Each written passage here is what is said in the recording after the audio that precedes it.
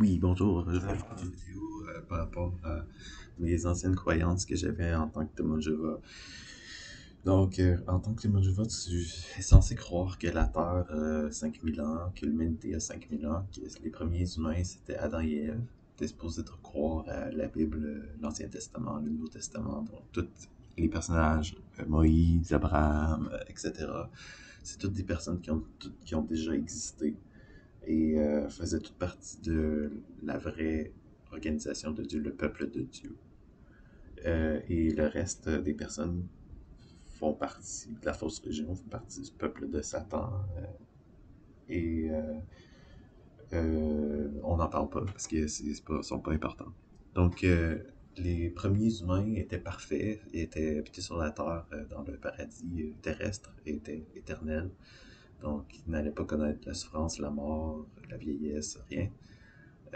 Et là, ils ont été tentés par le diable qui était déguisé en serpent parce que leur avait dit de ne pas prendre du fruit de la connaissance de l'arbre de l'arbre de la connaissance du bon et du mauvais.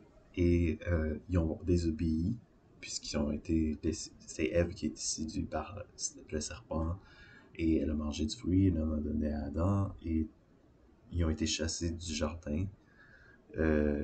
Donc, ils sont devenus imparfaits, ils sont devenus la mort, la vieillesse, ça fait partie de la condition humaine depuis ce temps.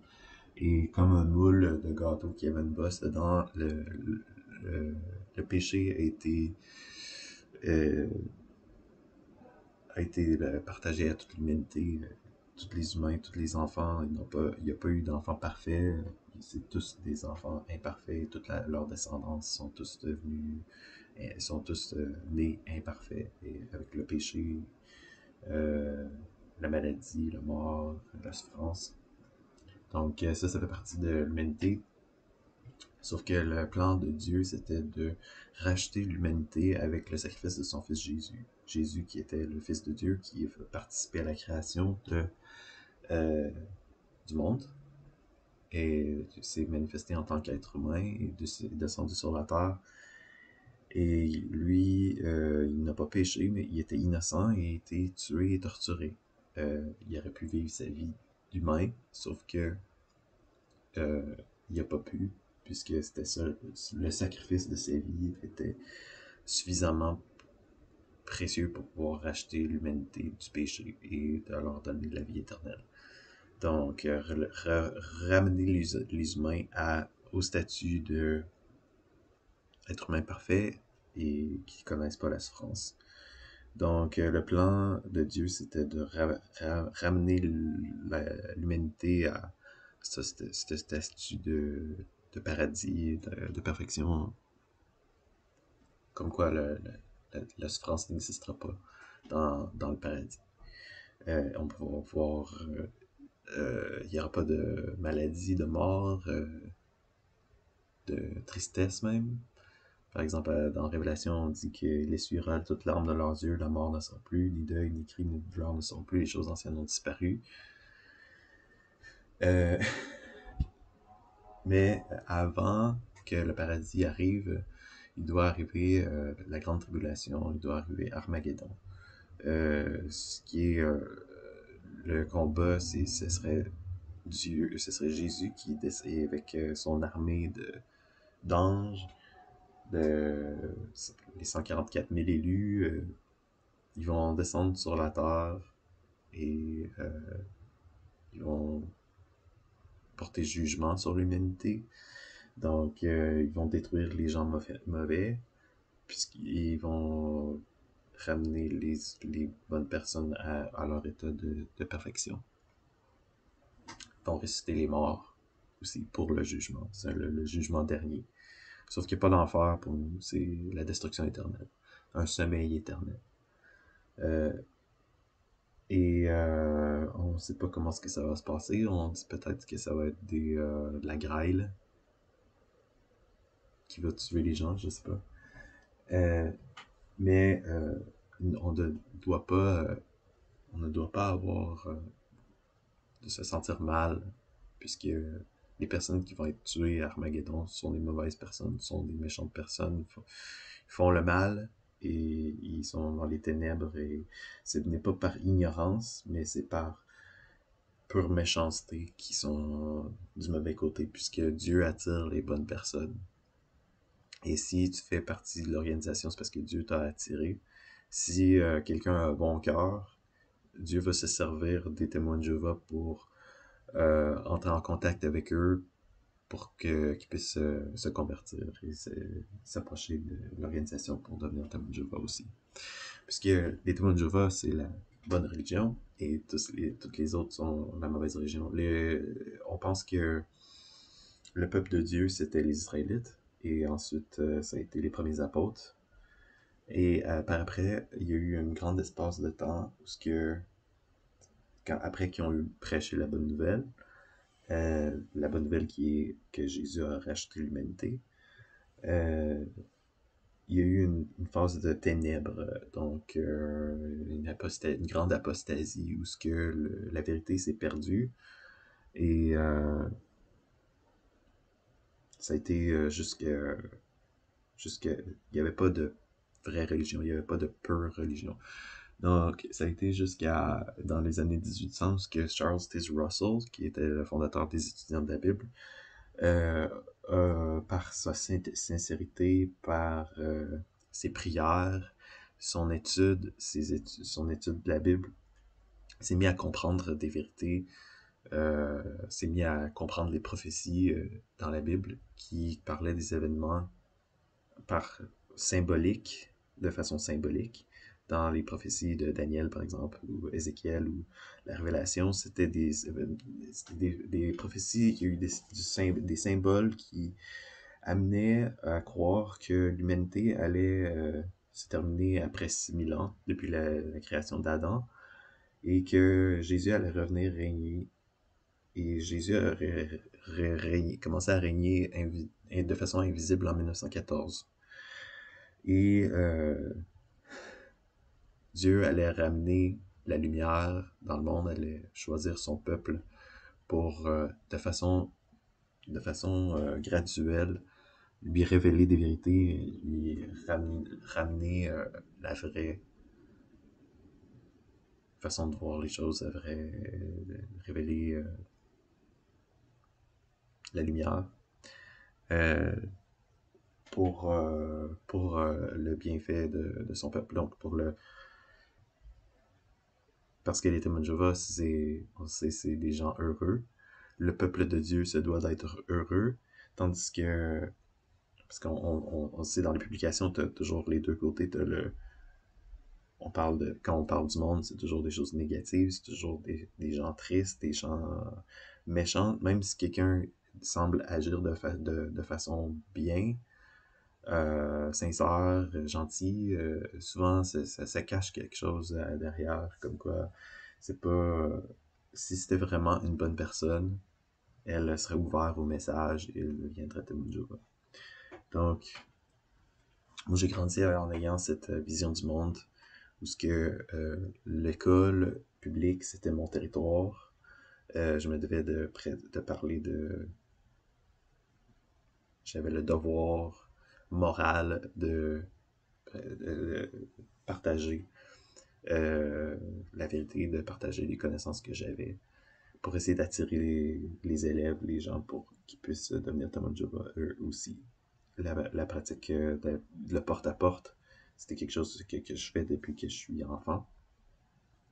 Pour attirer les personnes, on pense que les personnes qui sont pas satisfaites du monde, qui voient que le monde, oui, effectivement, il y a beaucoup de violence, beaucoup de malheur et de souffrance, et c'était pas supposé être comme ça au départ.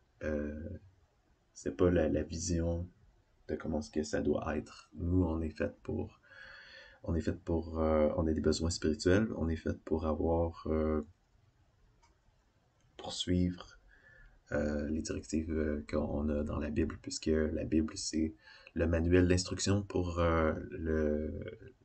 l'humanité qui a été écrit par Dieu pour nous, pour pouvoir nous montrer comment vivre, la façon pourquoi on a été créé, comme pour être heureux, pour faire du bien autour de nous,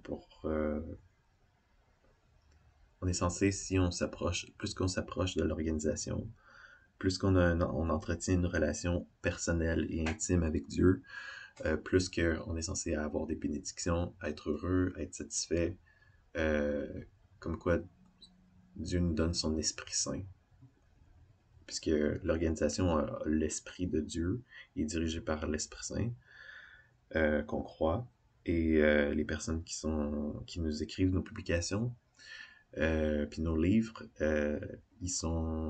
ont fait les recherches, ils ont été sincères dans leur démarche, et ils ont su comprendre des choses que d'autres personnes n'ont pas su comprendre.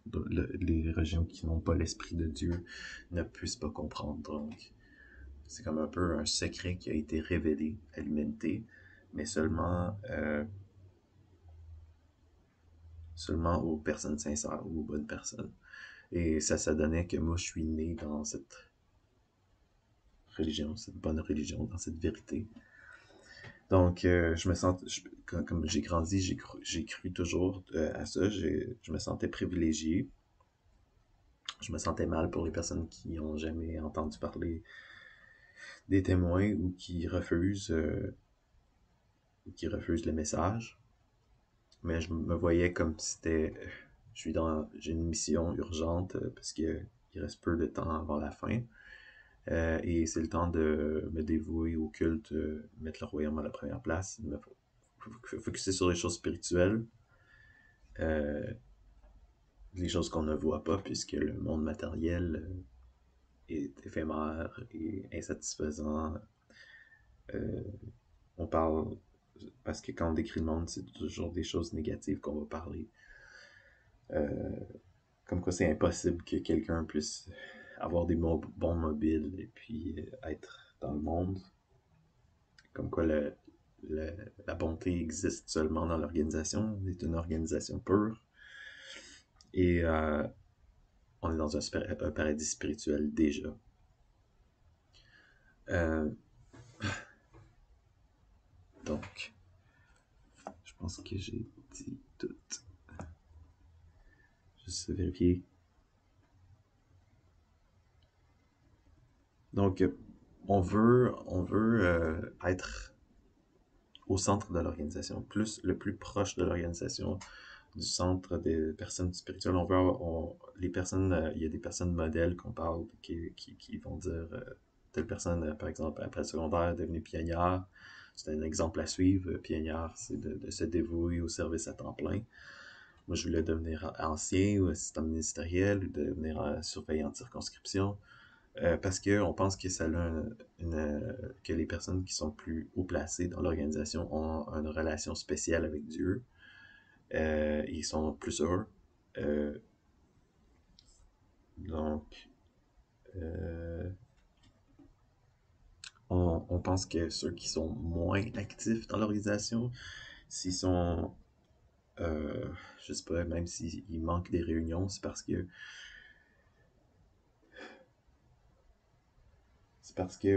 ils sont lâches, ils se font tenter par les tentations du monde, ils n'ont pas le cœur à la bonne place.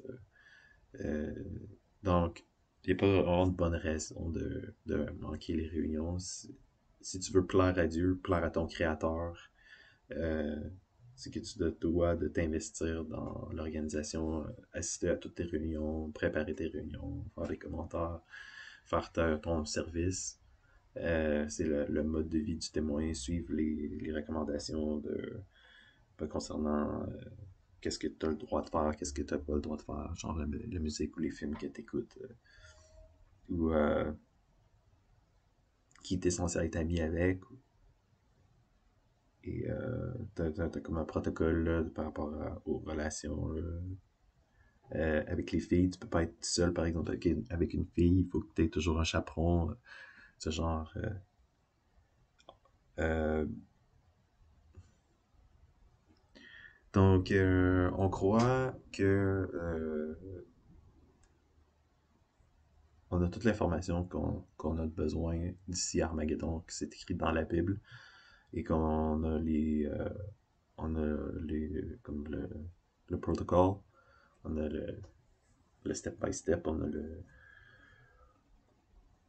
a toute l'information qu'on a de besoin pour se rendre justement cet événement-là, qui va être un événement surnaturel, à grandeur de la Terre, une intervention divine, que finalement, euh, ça va être une espèce de purification, un géant génocide, j'aime pas vraiment dire le mot, mais c'est seulement les personnes qui vont être des bonnes personnes qui vont être permis de redevenir parfait et vivre éternellement sur Terre, tandis qu'il va y avoir un groupe de 144 000 qui vont aller régner au ciel avec Jésus, donc dans des corps spirituels. Et les personnes, on pense que les personnes qui sont les ouins, on les appelle, qui sont les dirigeants dans l'organisation, beaucoup des personnes justement qui écrivent les périodiques, qui écrivent les publications, sont des ouins. Ils savent instinctivement euh, que leur espérance est céleste et non terrestre.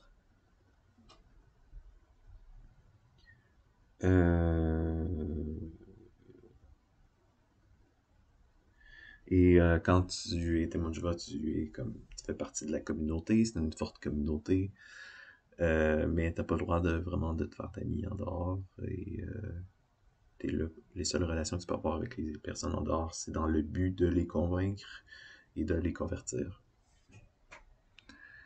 Euh, et j'étais vraiment sincère et je croyais vraiment que c'était la vérité et que j'étais dans euh, que je faisais la bonne chose.